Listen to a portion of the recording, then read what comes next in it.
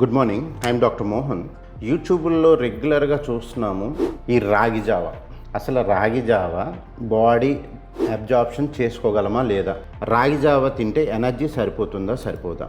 రాగి జావ తినేవాళ్ళు బ్రేక్ఫాస్ట్ కానీ ఏమీ తీసుకోకపోతే 11-11:30 కల్లా వాళ్ళు స్వెట్టింగ్ వచ్చేస్తుంది, షివరింగ్ వచ్చేస్తుంది.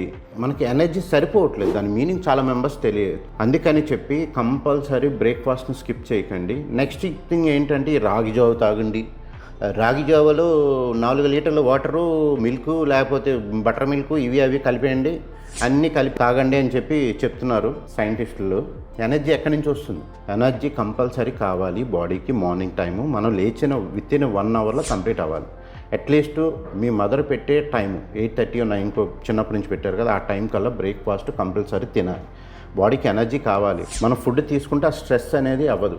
ఫుడ్ తీసుకోకపోతే స్ట్రెస్ ఎక్కువ అవుతాం, బీపీ పెరిగిపోతుంది, ఇరిటేట్గా ఉంటాము, చిరాకుగా ఉంటాము, ఏది కాన్సన్ట్రేట్ చేయలేము. సో రాగి జావ మంచిది. దాన్ని ఈవినింగ్కి షిఫ్ట్ చేయండి. మార్నింగ్ టైం తీసుకోకండి, ఈవినింగ్కి షిఫ్ట్ అయ్యండి. అసలు ఖాళీ కడుపుతే తీసుకోవాలని ఇది ఏం కాన్సెప్ట్ అండి బాబు? అసలు ఖాళీ కడుపుతో తీసుకోవడం ఏంటి? ఎంటీ స్టమక్తో తీసుకోవడం ఏంటి? డే అంతా బాడీ తీసుకోదా? అబ్జార్ప్షన్ చేసుకోదా? అంటే న్యూట్రియంట్స్ రావా బాడీకి? మారరా మీరు? మారరా? సో వీళ్ళు చెప్పారని కంప్లీట్గా ఫాలో అయిపోతున్నారు. ఈ సెలబ్రిటీస్ వచ్చిన తర్వాత ఇంకా ప్రాబ్లం అయిపోతుంది. ఏది తినొద్దు అంటారు, ఏది చేయొద్దు అంటారు. ఈ చెప్పే వాళ్ళల్లో 90% మ్యాక్సిమం పర్సెంట్ నైటు లెక్కర్ వేస్తే కానీ వాళ్ళు పడుకోరు. వాళ్ళకి మనకి ఎలా సెట్ అవుతుంది? ఇప్పుడు నేను లెక్కర్ చేయను, నాకు ఎలా నిద్ర పడుతుంది? సరిగా తినకపోతే, ఈ డైట్లు చేస్తే. లెక్కర్ చేసేవాళ్ళు అనుకోండి, ఆ మత్తులో పడుకుంటాడు.